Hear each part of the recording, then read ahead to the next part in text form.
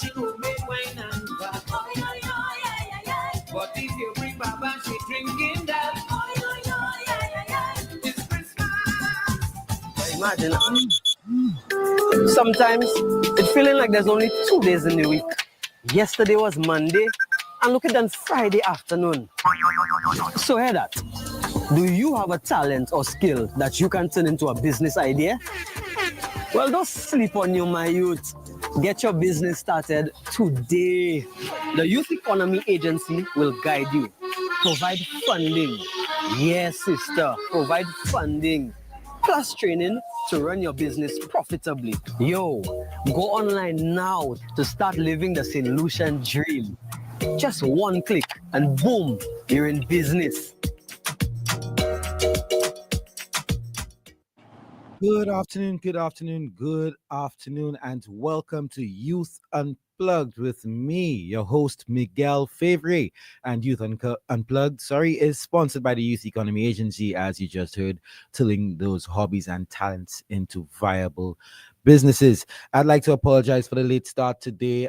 We had an issue with my guest who was supposed to be in studio today, but due to the heavy traffic on the road, and of course, well, you'll understand as well why that he's late. It's a particular season. I'm not talking about Christmas as we know it for him. But he wasn't able to make it to studio in time, so we had to start, and we started late, but we are here, and trust me, you will have a wonderful time, because I'm about to have a discussion with a young man who is currently a university student, but he is a young man involved in politics. And remember, like I told you last week, as we lead up to Monday, December 1st, which is the day when we are all set to cast our ballots, I think it's very important that our youth, our young people, pay particular notice, take particular attention to just the politics, everything to do with our politics. Listen to what our candidates say, listen to the policy decisions, because they ultimately affect you.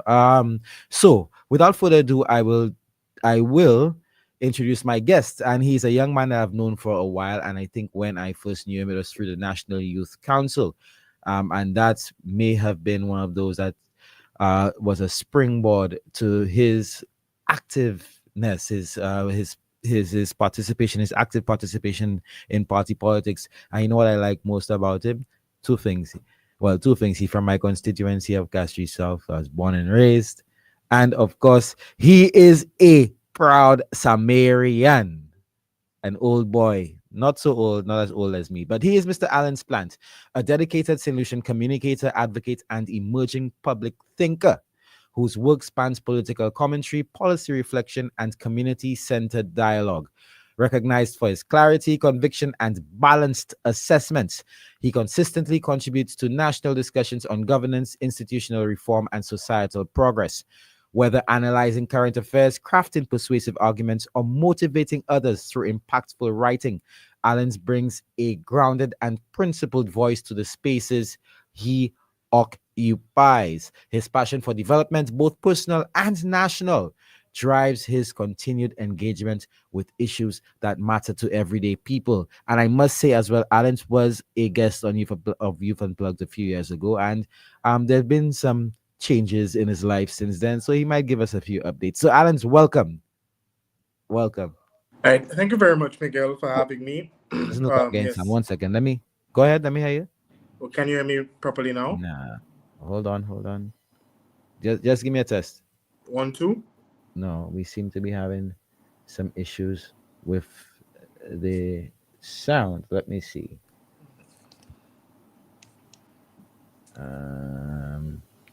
Oh my. Let me just make sure I have the sound. Can you give me a test? 1 2. No.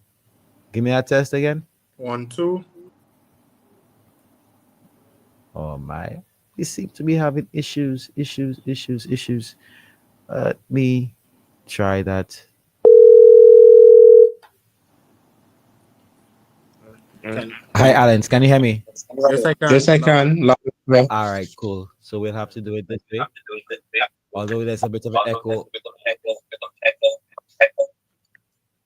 Okay. Can you hear me properly now? Yeah, I can hear you properly, but there's an echo on my end. Okay. So let me see what I can do here. Folks, just forgive us a bit. We're having a bit of an issue with the audio.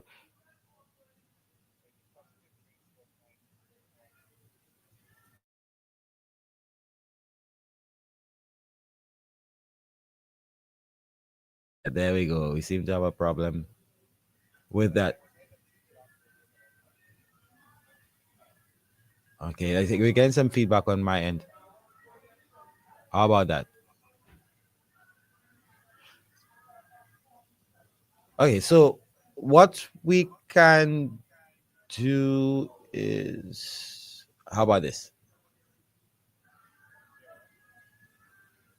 And I'm going to log you out of the. All right, how about, there we go. Can you hear me? Yeah, Alan, I can hear you very clearly. Can you hear me? All right, how about now? All right. So Alan, I'm so folks would like to sorry about technical issues over here. So Alens, let's get into it. You just tell us a bit of who is Alens Plant and the last time that we saw you here a few years ago, the developments that have been made since our last appearance on Youth Unplugged.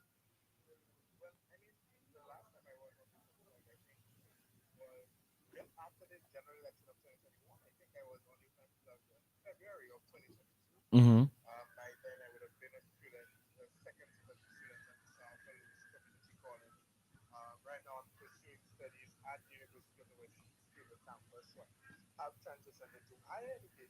Mm.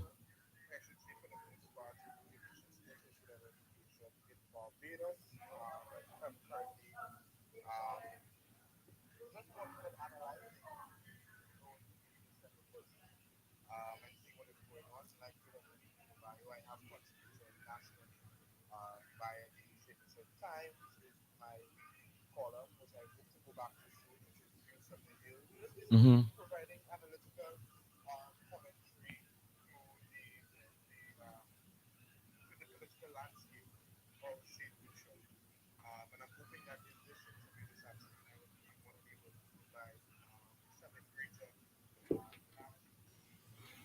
I'm hoping that you can, my brother. I really hope that you can because let's just speak. You are an active political player and not player in the sense of a participant or an elective candidate. But then you have been at a very young age. I would you, Alan. Let me. You should be in your mid 20s about now. How old are you, Alan's 27, about 25, 20, 21. Oh yeah, you said 2021. Wait, so many years have passed. Have I thought so many years have passed since the last election?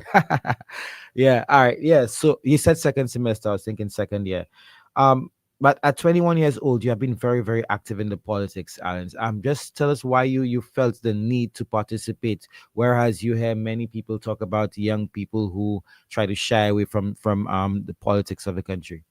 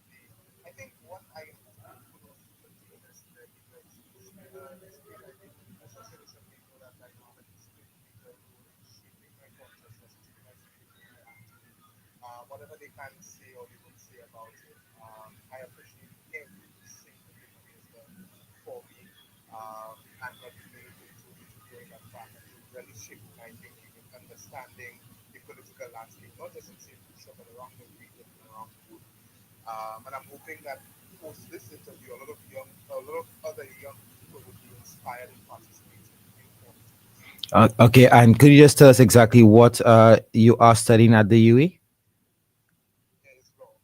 Oh, so of course, of course, so a budding legislator in the making. All right.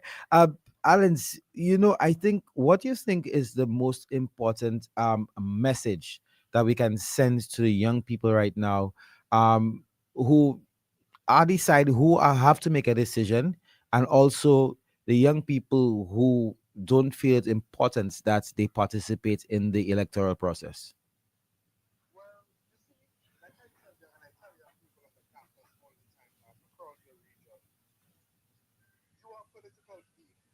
Hmm.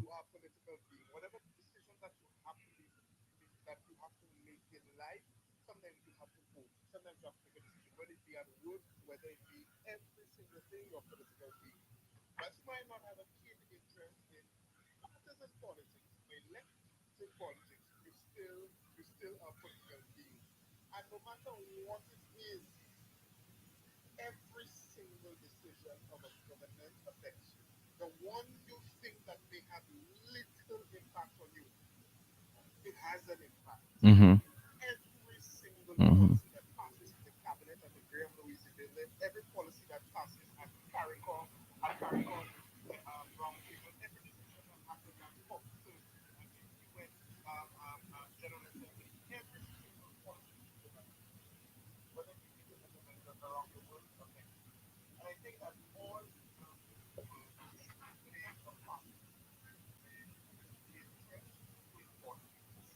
Hmm.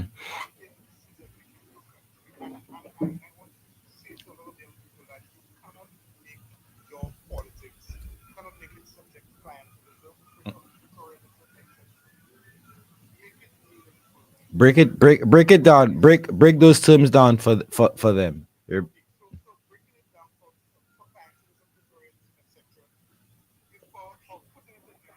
Mhm. Mm.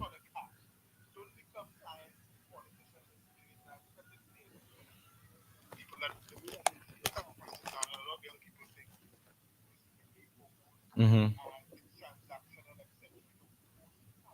Mhm.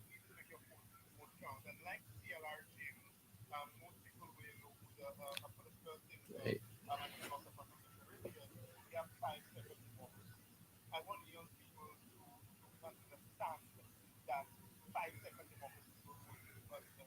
Mhm.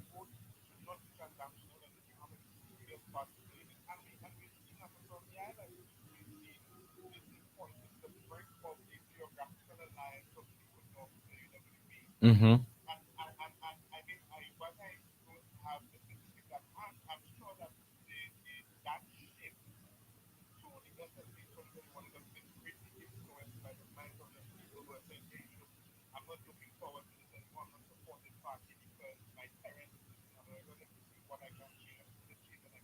Mhm.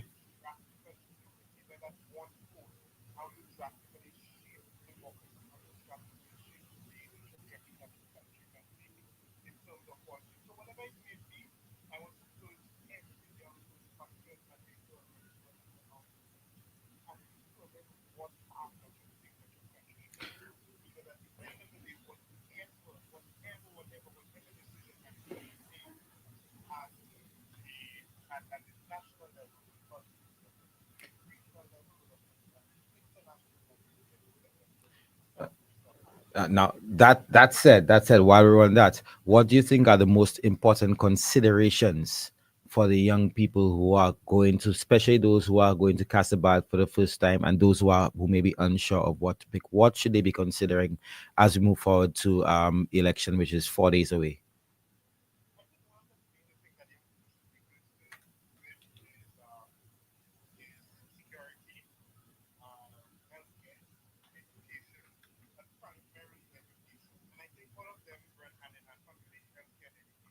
Hmm.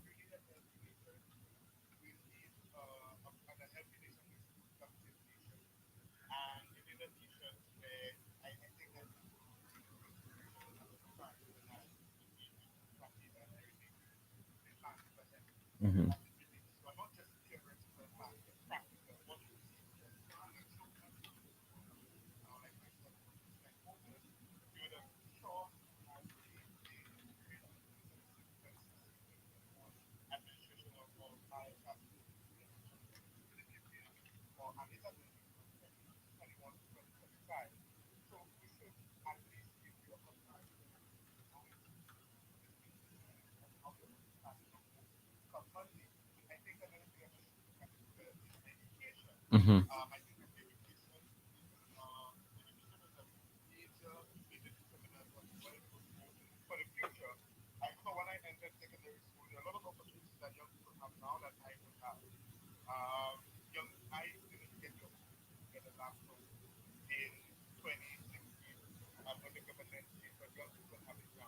Hmm. Hmm.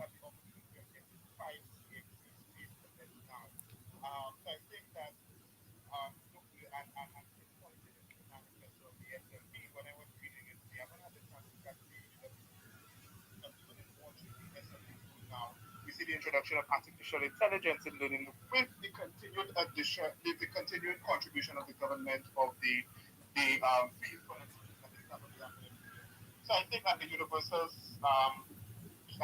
early childhood education as well. So I think many of those things play a major part in determining what we should think of in terms of our education. Like I said, we need a healthy nation, and we need an educated nation. And for me, I take pride in that as a university student at the University of the West Indies. Majority of the people, or the I should say, the academics who have sat at the university come from St. Lucia. Mm. You have people like Sir Arthur Lewis and Sir Alan Lewis. They were both vice chancellor and chancellor respectively, and they were two brothers from St. Lucia. You have people like Professor Cynthia Barrow Giles. Yes, You yes, have yes. people like Dr. David Samuel and Dr. Thomas Edward. You have so many young, bright minds who continue to academia. You have people like Genevieve Remy. So many Yes, people from Doc. St. Lucia who continue to shape academia and shape the region, and they come from St. Lucia. I think that every young person is capable of doing that too. But right now, if you're willing to in this year's election, one of the considerations that we should take is making the bedrock and the foundation for that. So I think that young people must engage in some sort of comparative analysis and even parties in coming in before on Monday, the 1st of December, to vote for their preferred party of choice. Come Monday, 1st of December. All right. Our I'm not sure. Can you hear me? Okay, all right, great. Sorry. That said, let's give our sponsor a plug. As you know, the Youth Economy Agency is the sponsor for Youth Unplugged. And of course, you as a young person, and while we're on young people, you as a young person will have ample knowledge of how this operates. Could you just tell me your thoughts on an initiative like the Youth Economy Agency? I think that the youth economy is one of the most remarkable initiatives that the Prime Minister would have initiated. His brainchild would have initiated come 2021. I mean, yes, there would have been one or two reservations about it, but the framework in which he has manufactured the youth economy until it now morphs into business is something that we should not take for granted Mm-hmm. at all. The one problem that I have with the youth economy is I think that the youth economy is not paying due attention to marketing. I had a conversation with a friend of mine, a female friend, we were driving together a few days ago, and she got a grant from the youth economy. Mm-hmm. And she was telling me, but Alens, I did not know that the youth economy was the brainchild of the Prime Minister. It was in fact, Wow. I told her and I spoke to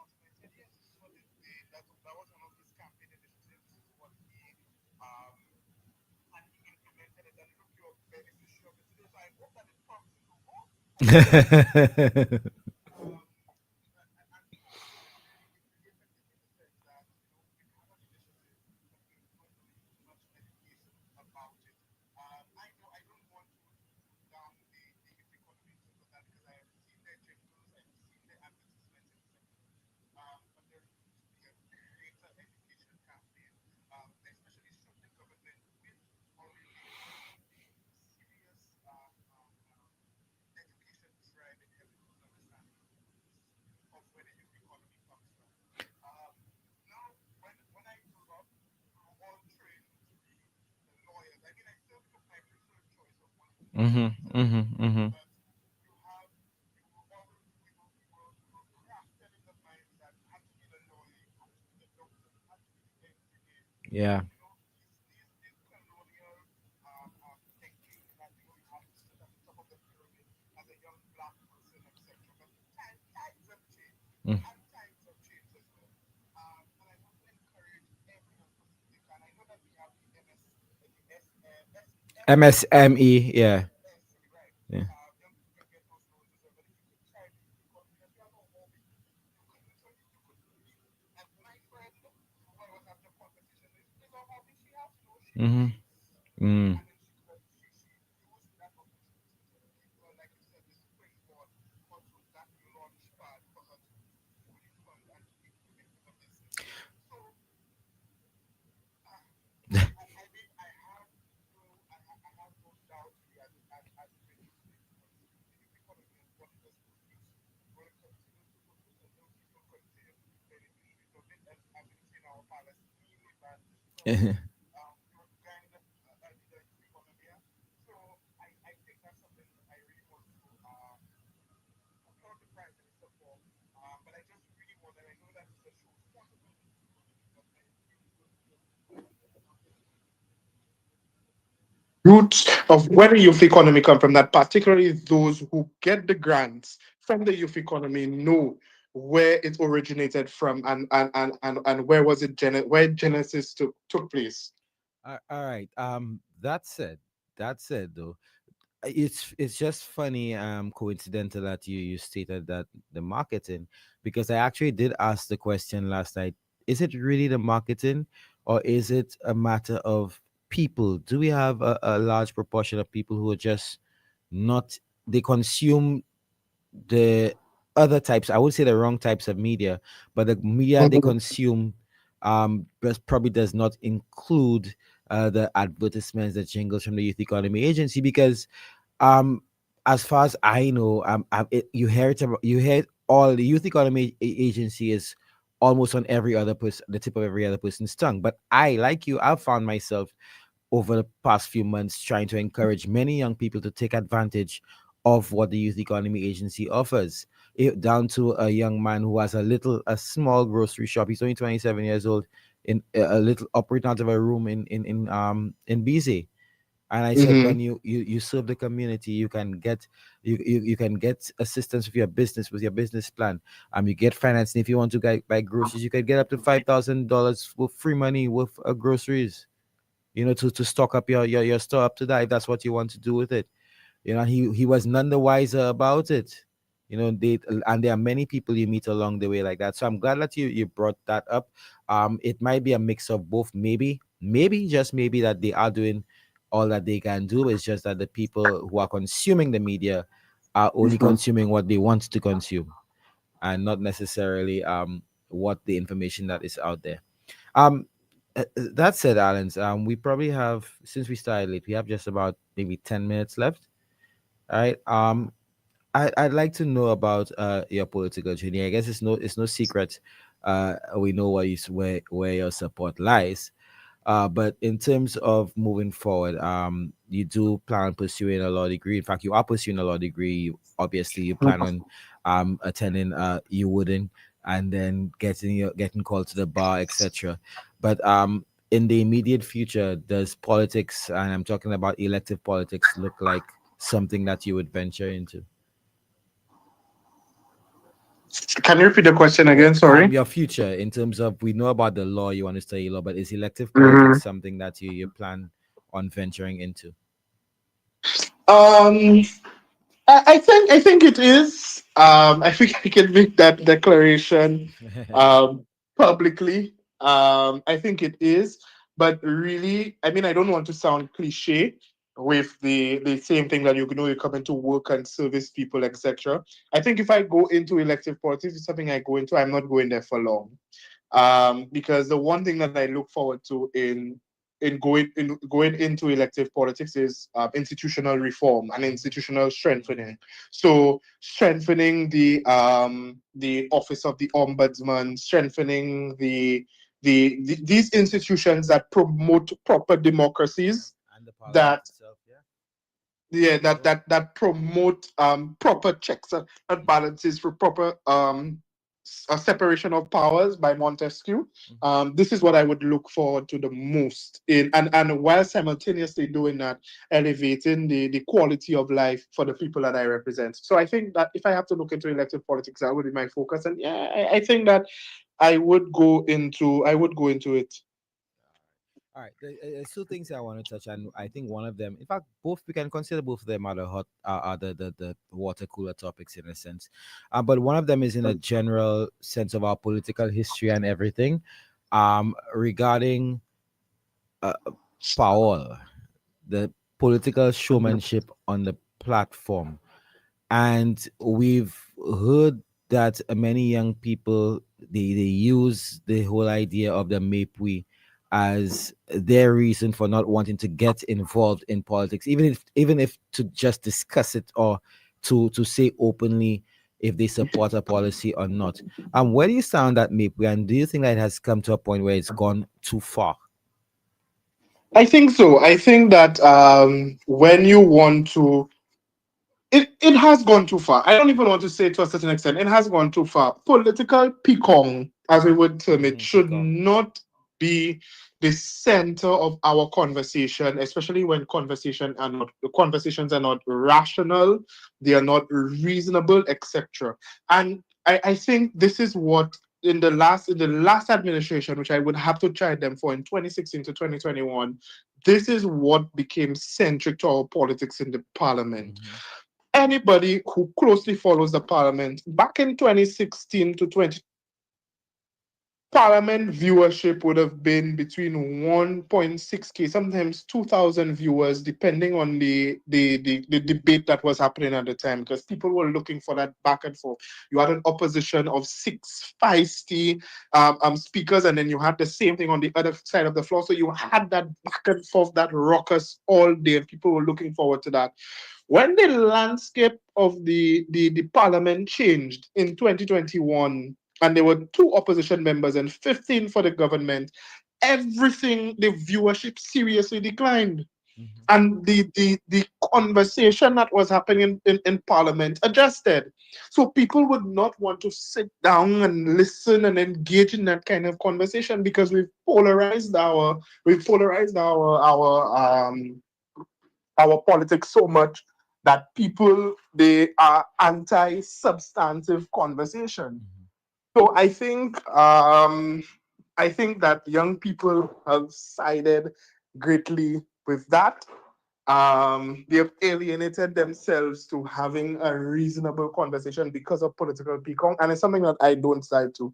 I think that you can have your jabs and thing here and there, but it's something that we have to rethink in terms of the quality and the level of conversation that we are having in in our parliament and in our political discourse in general. All right. Yeah, as college boys, we like our pecan, but it has to be. It gets to a point. Yeah, you have to be good with it, man. You have to be masterful with it. Mhm. All right. So the final question, I think, as we head towards the end of this show, which we started really late, the other water cooler topic is nomination day. Now, I'll tell you, from as after having covered my first nomination day in 2021. I'm not sure why I missed it in 2016, but 2021, especially the grocery aspect, there was a big carnival, and for me, that was my adrenaline running, and everything. And what we saw were images of school children around the island, at certain schools, and they were jumping as part of the celebrations, and obviously we heard that they were chanting in support of one political party more Mm-hmm. than the other.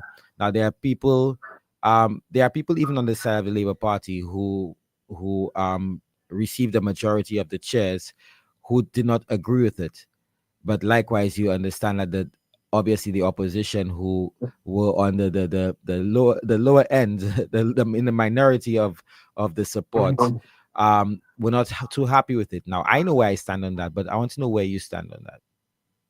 Well, I mean, first off, it could maybe say one thing that the children know the feeling on the ground, Mm-hmm. so they Mm-hmm. chant what they know. I mean, don't eradicate the innocence of the children. When we for nomination day, I think I remember nomination days, or I can't remember vividly before school has been off. But then I remember when we were doing for, when I was asking in my constituency for nomination day, I was told that nomination day the school is going to be open, but they will allow the students to stand on the outside, etc., to view what's going on. So it could be it becomes educational. And I had to agree with it. I said if it was, I didn't entirely believe that, the students shouldn't have gotten involved in that. It is a learning aspect because it builds their civic understanding of Mm-hmm. political institutions, of Mm-hmm. political parties. And to eradicate or try to eradicate the innocence from them in that aspect, come on. I think that we should let the children be. It should have been a learning opportunity for them. Mm-hmm. They are learning, they are innocent, they are naive, but they know what they're doing because they know what they're hearing, they know what they're seeing. So I think that's one thing that should not have been touched. Let the children be innocent, let them engage in their political, let them be aware of the political activity. Because when you shelter the students away from politics like that, you're gonna go with a very disillusioned Yes. society Yes. because they have been so shied away from politics. When they get to the age where that they actually have to participate, or they have to participate, or they have to engage in civic participation, they won't, I, because because they've been totally sheltered away from that politics. I tend to agree with you, and this has been my view on the entire scenario. These children are going to remember that day. 10 years from now, they're going to remember where they were, what that day, what happened, and that kind of thing. Like I did, I grew up going to political meetings, PLP, meetings, and all everything, right? And for me, the way I'm able to write now about events back then is that we should never underestimate or discount children's knowledge or awareness of what is going on around them. They will hear things and they might process it a little later, but I don't think there's any reason to shelter them because there's this whole view that teachers put them up to it. I know for sure teachers didn't put them up to it. The children stood along the fence, they heard the music, they see the people going on. And like you rightly said, it's probably a reflection of what they're hearing around. And not probably, that's what children do. you know, they parrot what they hear around, they reflect what they hear around the mood. If they figure the mood on the ground is a particular way, they will parrot it. But as we close and we head into election day, just any closing thoughts and messages to our young people, our first time voters, and our general population. Hello? Yeah, for Yeah. me, Mhm. I just want to wish both political parties the best in this coming election, particularly the message for young people: vote with discernment, vote and make the right choice. Or come on Monday, December 1st. The future is in our hands. Whatever decision we make on Monday is going to be very important in where our country is going to go for the next 5 years. I'm sure, again, most young voters who are first time voters or second time voters as well would have had the experience of both administrations. Make the right choice. Voting is important. Don't I refuse, or I would hate to think that somebody would complain about a government or about an opposition, etc., whatever, and they didn't vote. You had the opportunity, and one vote can make a difference. I can tell you that. Every single vote counts, every single vote makes a difference. So go out to vote on this Monday, December 1st, young people. I would hope that the conversation that we are having now live on radio would influence all of the young people who are listening to participate in politics as well and share your ideas, share your thoughts so that we can shape our country's future. All right, my Brian. One more thing I wanted to add when I was speaking a while ago about the children. You know, among the critics are the same people who are asking that we teach civics at school at the school level. So, you know, it's almost like a catch 22. You can't you can't win, you can't win at all. All right. So thank you very much, Alens, Mr. Alens Y. Plant, a young law student at the University of the West Indies, and of course, a youth advocate. And I have known him through his work in the NYC for a very long time. That's probably why I thought he was older. I had given myself age.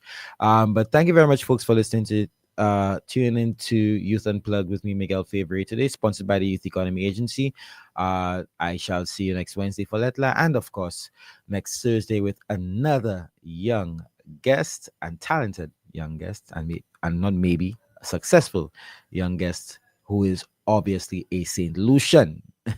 We need to make that point. There's a lot of talent among our youth, and we need to embrace it and highlight it, which is why we're having this show here on RCI. So Sly Eli and DJ Plain HD will be back with you in just a moment. Until now, then, I am Miguel Fevrier saying goodbye. Sometimes it's feeling like there's only 2 days in the week. Yesterday was Monday, and look at that Friday afternoon. So hear that. Do you have a talent or skill that you can turn into a